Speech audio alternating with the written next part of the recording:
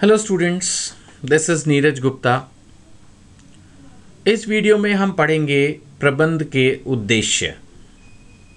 तीन तरह से हम उद्देश्यों को डिवाइड करेंगे। एक संगठन से रिलेटेड उद्देश्य, ऑर्गेनाइजेशनल ऑब्जेक्टिव्स, एक समाज से रिलेटेड सोशल ऑब्जेक्टिव्स और एक पर्सनल ऑब्जेक्टिव्स। तो आइए शुरू करते हैं। सबसे पहले प्रबंध के उद्देश्य पढ़ना, जिसके अंदर हम संगठनात्मक उद्देश्य पढ़ेंगे सबसे पहले। आइए शुरू करें। तो हमारी हेडिंग है इस वीडियो की, इसको हम ध्यान से समझ लें। दिस इज प्रबंध के उद्देश्य, कि भाई हमारा जो प्रबंध हमने किया, जो हम मैनेजमेंट कर रहे हैं, इसमें हम क्या टारगेट जो है वो हासिल करना चाहते हैं। That is our first point. तो जैसे मैंने कहा, प्रबंध के उद्देश्य को हम तीन अलग अलग हिस्सों में पढ़ेंगे। तो हम सबसे पहले इस बार ले रहे हैं संगठनात्मक उद्देश्य। इंग्लिश में इसको कहेंगे ऑर्गेनाइजेशनल ऑब्जेक्टिव्स। एक व्यापार में हम फिलहाल एक बिजनेस के हिसाब से एक व्यापार, एक व्यवसाय के अध्ययन उद्देश्य से या उसको मद्देनज़र रखते हुए प्रबंध को पढ़ रहे हैं। तो सबसे पहली बात जो आ रही है वो है जीविका। जिंदा ही नहीं रहोगे तो खाओगे क्या? मतलब जैसे कि होता है ना, एक चीज़ अब आप हो ही नहीं, मान लेते हैं suppose if you do not exist, anyone, if he does not exist, तो बात ही खत्म होगी ना। आज अगर कोई कंपनी बंद ही हो जाए तो फिर क्या उद्देश्य, क्या उत्पाद, क्या विक्रय, क्या क्रय, फिर तो सब वैसे ही खत्म। तो सबसे पहली बात, सबसे पहला उद्देश्य किसी भी व्यवसाय के लिए क्या है? सबसे पहला यही कि भैया जीवित रहो। इंग्लिश में इसको कहते हैं सर्वाइवल। अब आपने सुना होगा आज के ज़माने में इतना कंपटीशन है हर प्रोडक्ट के लिए। एक प्रोडक्ट के लिए, जूते की बात सोचो, आपके जहन में अगर थोड़ा सा सोचोगे तो 10-15 तो बड़ी कंपनियों के नाम आ जाएंगे, और छोटी मोटी मिला के असंख्य कंपनियां हैं जो जूता बनाती हैं। अब सोचो, सपोज मैंने शूज़ बनाने की एक फैक्ट्री डाल दी। जिंदा रहना, सर्वाइवल, जीविका, यही सबसे मुश्किल है। वो बिकेगा कैसे? ऑलरेडी मार्केट के अंदर इतनी कंपनियां हैं जो जूता बनाती हैं, हर तरह का, स्पोर्ट्स शूज़, ऑफिशियल शूज़, बच्चों के किड शूज़, लेडीज़ के लिए जो भी स्लीपर्स, चप्पल, सैंडल, सब कुछ है। एक अच्छे शोरूम में जाओ, 20 कंपनियों की चीज़ें दिखाता हुआ। ऐसे में आपने 21वीं कंपनी लॉन्च कर दी, कैसे जीवित रहोगे? यही सबसे बड़ी समस्या होती है।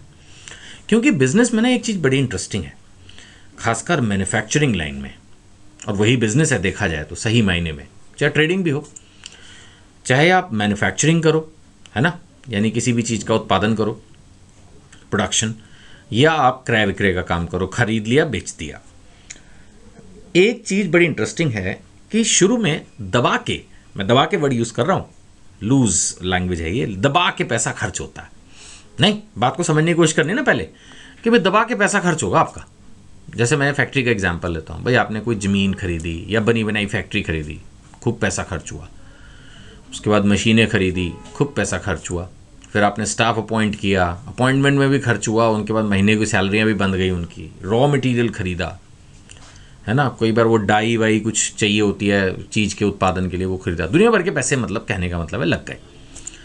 जब वो बन गया तो फिर उसकी पैकिंग में खर्चा हो गया। फिर समझ में आया भाई ऐसे तो बिकेगा नहीं, एडवर्टाइज़ करो इसको। तो फिर आपने उसका जो है वो मार्केटिंग वगैरह उसकी करनी शुरू की, लोगों को बताना शुरू किया। फिर पता चला अभी भी काम नहीं चला। जो लोग मेनली आपका सामान बनाया हुआ खरीदना चाहते हैं, वो चाहते हैं भाई देखो हमारे पास तो ऑलरेडी माल है, आपको देना है तो उधार पे दे जाओ, बिक गया तो पैसे दे देंगे। कहने का मतलब है ना हो, अब आपको और पैसा चाहिए माल बना बना के लोगों को उधार पे देने के लिए, क्योंकि वो आपसे कैश खरीदने के लिए तो तैयार नहीं है। ऐसे आपके माल में क्या खूबी है? आमतौर पर इतनी भी कोई खूबी होती नहीं है। जब तक कि ब्रांड वैल्यू अपने डेवलप कर लो, वो आसान काम नहीं है।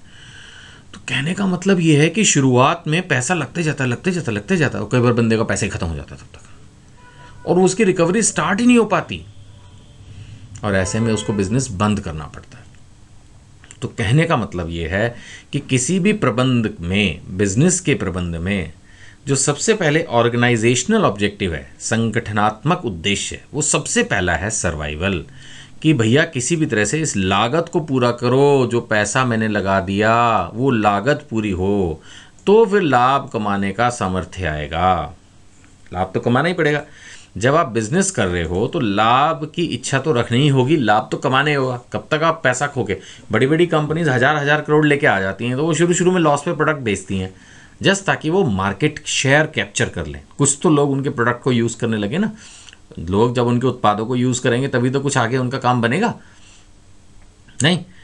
तो यहाँ पर मेन जो विषय आ रहा है वो है जीविका, लागत को पूरा करना और लाभ कमाने का सामर्थ्य। धीरे धीरे कोई भी संगठन अपने उत्पादों से लाभ कमाने की स्थिति में आए, ये सबसे पहला उद्देश्य है। जीविका, जीवित रहे, नहीं तो पता लगा साल 6 महीने के बाद ये कंपनी बंद हो गई, मशीनें कूड़े के भाव बिक गई, फैक्ट्री खाली पड़ी है या उसको भी बेच दिया, रॉ मटेरियल तो सब लग लगा गया, माल जिसको बेचा था उसके पास पड़ा है, उसने बेच दिया, फेंक दिया, सब खत्म। कितने ऐसे असंख्य, मैं कहूँगा, प्रोजेक्ट होते होंगे जो कि सर्वाइव ही नहीं कर पाते। चलो जी, अब आता है लाभ। दूसरी बात, नेचुरली सबसे पहले तो आपको जिंदा रहना होगा। जैसे होता ना कि भाई आप दूसरे शहर से, मान लेते हैं बड़े शहर से छोटे शहर में आ गए, सॉरी उल्टा बोल दिया मैंने। सपोज आप एक छोटे शहर में रहते हो और आपका मन हुआ कि भाई दिल्ली बड़ा शहर है या बेंगलोर बड़ा शहर है, कोलकाता बड़ा शहर है, मुंबई बड़ा शहर है, वहाँ जाकर काम किया जाए, नौकरी व्यवसाय कुछ किया जाए, बड़ी अच्छी बात है। सबसे पहले आकर सबसे पहला उद्देश्य क्या होगा? वही जिंदा रहना। आप इस शहर में आ तो गए, किसी रिश्तेदार के घर भी आ जाओगे, मित्र के घर आ जाओगे, कितने दिन रख लेगा? अल्टीमेटली तो आपको अपने पाँव पे खड़ा होना होगा ना। तो सबसे पहला तो हो गया उद्देश्य कि भाई जिंदा रहें, उस शहर में इतना कुछ कर लें कि हम वहाँ रह पाएँ। फिर दूसरा है आप कुछ कमाया जाए, लाभ, यानी अपनी जीविका को एस्टैब्लिश करने के बाद अब बिजनेस को चाहिए लाभ। लाभ से ही जीविका निकलेगी, ये दोनों चीज़ें कनेक्टेड हैं। कहीं ना कहीं अगर आप लाभ कमाने लगो तो जीविका भी हो जाएगी, है ना। और साथ साथ फिर अगर चलो जीविका मैंने कहा हो गया, उसी एक चीज़ पे बार बार ना सोचते रहे, तो फिर वृद्धि और विस्तार, ग्रोथ भी तो चाहिए। बड़े नहीं होगे आप, उसी स्टेज पे रहोगे तो फिर कैसे काम चलेगा? आज नहीं तो कल बड़ी कंपनी आपको खा जाएंगी, आपको भी तो बड़ा होना होगा। तो लाभ जो होता है वो बहुत ज़रूरी है अपने व्यवसाय में टिके रहने के लिए, अपने व्यवसाय में बने रहने के लिए लाभ कमाना बहुत ज़रूरी है। जीविका के साथ साथ वृद्धि और विस्तार, इन दोनों चीज़ों के लिए लाभ बहुत ज़रूरी। तीसरी बात, वृद्धि। आपने एक फैक्ट्री शुरू की, मान लेते हैं 10 मशीनों के साथ। अब अगर आप सारी ज़िंदगी उन्हीं 10 मशीनों के साथ लगे रहो, अपनी वृद्धि ही ना करो, तो कैसे काम चलेगा? दूसरी बड़ी बड़ी कंपनियां आ रही है ना, पूरी दुनिया को ये नज़र आ रहा है कि भारत एक बहुत बड़ा बाज़ार है, यानी एक बहुत बड़ी मार्केट है। यहाँ पर बहुत लोग रहते हैं और उनके पास एक रीज़नेबल अर्निंग कैपेसिटी भी है, बाइंग कैपेसिटी है, वो सामान खरीद सकते हैं। इंडिया में लोग कंज्यूम भी बहुत करते हैं, है ना, चीज़ों का ग्रहण करते हैं। तो उस हिसाब से बहुत सारे जो विदेशी हैं वो पैसा जो है वो भारत में इन्वेस्ट करना चाहते हैं, निवेश करना चाहते हैं और इससे वो कुछ कमाना चाहते हैं। तो ऐसे में जो छोटे व्यापारी हैं उनके लिए तो बड़ी मुश्किल है। आपको अपनी वृद्धि के बारे में भी सोचना होगा। सबसे पहले जीविका के बारे में सोच रहे हैं, इसमें कोई डाउट नहीं है, बट जीविका के बाद लाभ और लाभ के बाद वृद्धि के बारे में भी सोचना अति आवश्यक है। आप कोशिश करें कि विक्रय की आपकी वृद्धि हो, आपकी जो सेल है वो बढ़े, आपकी जो ब्रांचेज हैं, शाखाएं हैं, वो बढ़ें, है ना, आपके जो उत्पाद हैं उनकी वृद्धि हो। क्योंकि आज आप एक प्रोडक्ट उत्पाद में डील कर रहे, कल हो सकता है उसका कंपटीटर कोई बहुत तगड़ा आ जाए। ऐसे में अगर आपके पास एक से ज़्यादा उत्पाद होंगे तो कई बार किसी एक आध प्रोडक्ट की सेल कम भी हो जाए, एक आध उत्पाद का विक्रय कम भी हो जाए, तो आपको इतनी चिंता नहीं होगी, क्योंकि कहीं ना कहीं दूसरे उत्पादों का विक्रय आपको बचा लेगा, है ना। तो ये चीज़ें बहुत ज़रूरी हैं एक बिज़नेस के लिए कि जहाँ सबसे पहले हमें जो है अपनी जीविका पर ध्यान देना है, लाभ पर ध्यान देना है, वहीं वृद्धि भी होती रहनी चाहिए, चाहे धीमे तौर पर ही सही, बट कुछ ना कुछ व्यापार को वृद्धि की तरफ ध्यान देना चाहिए। ठीक, तो ये हुए हमारे 3 संगठनात्मक उद्देश्य, पहला जीविका, दूसरा लाभ और तीसरा वृद्धि। चलिए अब हम पढ़ेंगे हमारे सामाजिक उद्देश्य। भाई देखो, कोई भी व्यापार है तो इस दुनिया में ही, इसी समाज में लोग भी यहीं से लेता है, रॉ मटेरियल यहीं से, मशीन यहीं से, प्रोडक्ट यहीं बेचता है, सब कुछ यहीं तो होता है। तो ऐसे में अपने समाज के प्रति हर व्यापार का एक उत्तरदायित्व है ना, एक जिम्मेदारी है कि जो व्यापार है वो समाज की भी कुछ सेवा करे। समाज की सेवा करने का अर्थ ये नहीं है कि वो अपने उत्पादों को फ्री में दे दे या लागत मूल्य पे दे दे। ये तो संभव ही नहीं है, क्योंकि अगर ऐसा किया तो वो बिजनेस ही बंद हो जाएगा, वो व्यापार ही बंद हो जाएगा, उल्टा और गड़बड़ होगी। जो लोग वहाँ पर व्यवसाय नौकरी कर रहे थे वो सब बेरोजगार हो जाएंगे। तो ऐसा तो सरकार भी नहीं चाहती, ऐसा दुनिया की किसी किताब में लिखा नहीं हो सकता। सरकार हो सकता है कि कुछ सेवाएं, कुछ उत्पाद सामाजिक उद्देश्य से बनाए और उसमें नो प्रॉफिट नो लॉस को सामने रखे कि भाई हमने बिना लाभ हानि के काम करना है, बट वास्तव में ये चीज संभव नहीं है। तो फिर सामाजिक उद्देश्य का क्या मतलब है? सामाजिक उद्देश्य का मतलब ये है कि कोई भी व्यवसाय लाभ कमाए, वृद्धि करे, अपने आप को जीवित भी रखे, यानी अपने संगठनात्मक उद्देश्यों को पूरा करते हुए कुछ सामाजिक उद्देश्य भी पूरे करे। हर समय सिर्फ लाभ लाभ लाभ नहीं, कुछ समाज के बारे में भी सोचें। ये है सही सोच। अब इसमें कौन कौन से कुछ कार्य आते हैं, जैसे कमजोर वर्ग के लिए रोजगार पैदा करना। अब सोच के देखिए, एक कंपनी जिसके पास 1000 करोड़ रुपए है, उसको किसी एक जगह पर नया प्रोजेक्ट लगाना है, वो चाहे तो दुनिया की बेहतरीन मशीनें लगाकर अपने उत्पादों का उत्पादन कर सकती है, अपने प्रोडक्ट्स का प्रोडक्शन कर सकती है ना वो। लेकिन एक सामाजिक उद्देश्य की दृष्टि से कभी कभी एक आध प्लांट ऐसा भी लगाया जाए जो कि बहुत ज़्यादा ऑटोमेटिक मशीन्स की बजाय ज़्यादा लोगों को रोजगार दे। सारे ही काम में मशीनों का इस्तेमाल करने से रोजगार की स्थिति में जो है गिरावट आएगी, रोजगार जो लोगों को मिल रहा है वो ख़त्म होगा, है ना। या सपोज कंपनी की कोई एक ऐसी फैक्ट्री है जो बहुत ज़्यादा नहीं कमा रही है, लॉस में नहीं है, बहुत ज़्यादा नहीं कमा रही, लेकिन उसमें माना 800 लोग काम कर रहे हैं किसी एक क्षेत्र के। ऐसे में कंपनी को चाहिए कि उसको और बढ़ाए या उसको चलने दे, क्योंकि अगर वो उसको बंद कर देते हैं जबकि वो अच्छा खासा लाभ कमा के दे रही है लेकिन उतना नहीं सपोज जितनी एक्सपेक्टेशन है, तो वो जो 800 लोग हैं वो भी तो बेरोजगार हो जाएंगे। तो अगर कंपनी बहुत बड़ी है और उसको कोई फ़र्क नहीं पड़ता, तो उसको चाहिए कि कुछ कमज़ोर वर्ग के लोगों के लिए रोजगार के अवसर पैदा करे। उनको अगर कोई ट्रेनिंग की, प्रशिक्षण की ज़रूरत है तो वो प्रशिक्षण दे, क्योंकि अगर हम समाज के जो कमज़ोर वर्ग है उसकी मदद नहीं करेंगे तो वो कैसे आगे बढ़ेगा। कल को फिर हो सकता है उनमें से कुछ लोग जो है वो गलत काम करने लगें, अपराध की तरफ जाएं। जब इनकम होगी नहीं तो भूख से तो मरना नहीं चाहता हर आदमी, तो ऐसे में फिर वो गलत रास्ते भी चुन लेता है। तो बेहतर यह है कि समाज में जो कंपनियां आगे हैं वो थोड़ा सा मदद करें, है ना।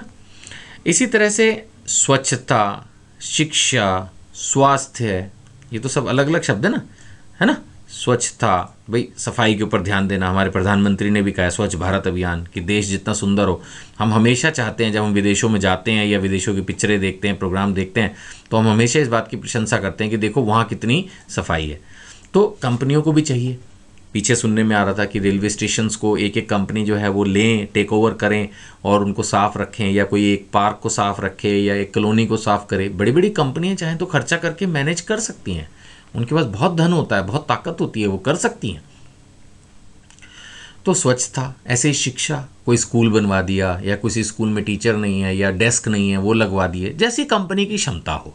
छोटी कंपनी है थोड़ा कर दिया, बड़ी कंपनी है थोड़ा ज़्यादा कर दिया, समाज में ही तो रहना है। अच्छा, इससे क्या होता है कि ना समाज में उस व्यापारी के बारे में, उस व्यवसाय, उस कंपनी के बारे में एक जिसको कहते हैं ना गुडविल, वो भी इम्प्रूव होती है। कहीं ना कहीं फ़ायदा भी होता है, नुकसान नहीं। एक तरफ तो समाज की सेवा है जिससे रियली में, वास्तव में समाज का भला हो रहा है, और दूसरी तरफ जो है उस कंपनी की जो इमेज है वो भी इम्प्रूव होती है। तो ऐसे में अगर कंपनी थोड़ा अपने सामाजिक उद्देश्यों पर ध्यान दे, जैसे मैंने कहा कि अगर कुछ रोजगार संबंधी कार्यक्रम डेवलप करे, कुछ शिक्षा संबंधी, स्वास्थ्य संबंधी। अब देखिए ना, स्वास्थ्य, अब जो प्राइवेट हॉस्पिटल हैं वो कई बार बड़े महंगे साबित होते हैं। फिर वही कमज़ोर वर्ग की अगर हम बात करें तो कई बार वो लोग अफोर्ड नहीं कर पाते। और इवन मैं तो कहूँगा कि अगर कंपनी अपनी कंपनी में काम कर रहे कर्मचारियों को भी ढंग से स्वास्थ्य सेवाएं दे पाए, अगर संभव हो, अगर कंपनी की लाभ की स्थिति ऐसी हो कि कंपनी अपने जो काम कर रहे हैं उनके साथ उन कर्मचारियों को भी अगर एटलीस्ट वो स्वास्थ्य सेवाएं, शिक्षा सेवाएं दे पाए, तो ये भी एक बहुत बड़ी समाज की सेवा है। क्योंकि कई बार एम्प्लॉयज़ यानी कर्मचारी इतना जो है वो अफोर्ड नहीं कर पाते बीमार पड़ने पर कि वो अपना उचित इलाज करा सकें। ऐसे में कंपनी ने अगर कोई अस्पताल या कोई और चिकित्सालय खोला है तो वहाँ वो अपना इलाज करवा पाएँ, स्वस्थ रहें, उनके परिवार के लोग स्वस्थ रहें, तो ये भी कंपनी की एक बहुत बड़ी सामाजिक सेवा होगी, है ना।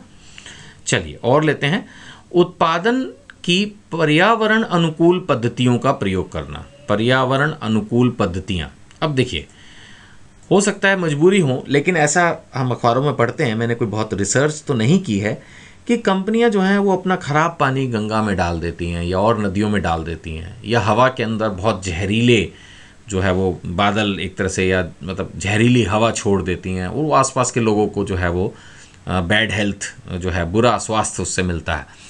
अब अपने लाभ कमाने के चक्कर में कंपनियां अगर पर्यावरण को ख़राब करें, है ना, मान लेते हैं कूड़ा करकट इस तरह से फैले जिससे समाज दूषित हो, तो ये कंपनी आज नहीं तो कल फिर क्या होता है कि किसी केस में फंस जाएगी, कोई ना कोई पर्यावरण प्रेमी जो है उन पे केस कर देगा, कोई सुप्रीम कोर्ट में केस चला जाएगा, फिर वो कंपनी बीच में अचानक बंद होगी, तो खुद उनके लिए भी ये सही नहीं रहता।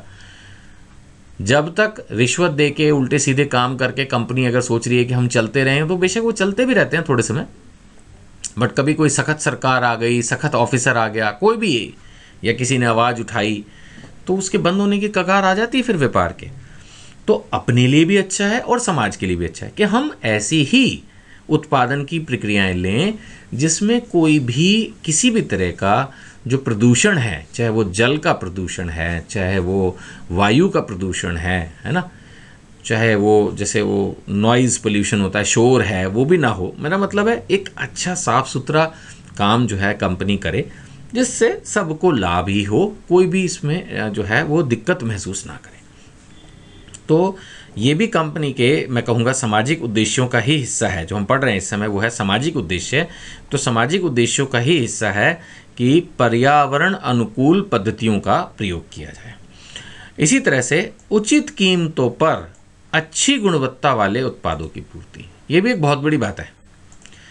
मुझे याद आता है एक बार मेरे पिताजी ने कहा कि भैया आज के ज़माने में अगर कोई 100 रुपया लेकर 100 रुपये की चीज़ दे दे तो वो साधु है। बात को पकड़ना जरा प्लीज़, मैं रिपीट करता हूँ। आज के ज़माने में उन्होंने जो कहा वो बात मेरे को बड़ी अच्छी लगी थी, इसलिए मैं रिपीट कर रहा हूँ कि भाई अगर आज के ज़माने में कोई 100 रुपया लेके 100 रुपये की चीज़ दे दे तो वो साधु है। मतलब समझिए आप, मैंने रिपीट किए 2 बार इसलिए कि बहुत सारी कंपनियां लाभ कमाने के लिए इतनी लालायित होती हैं, बहुत सारी कंपनियां लाभ कमाने के लिए इतनी लालायित होती हैं कि वो ओवर प्राइसिंग करती हैं जब उनका नाम चल जाता है।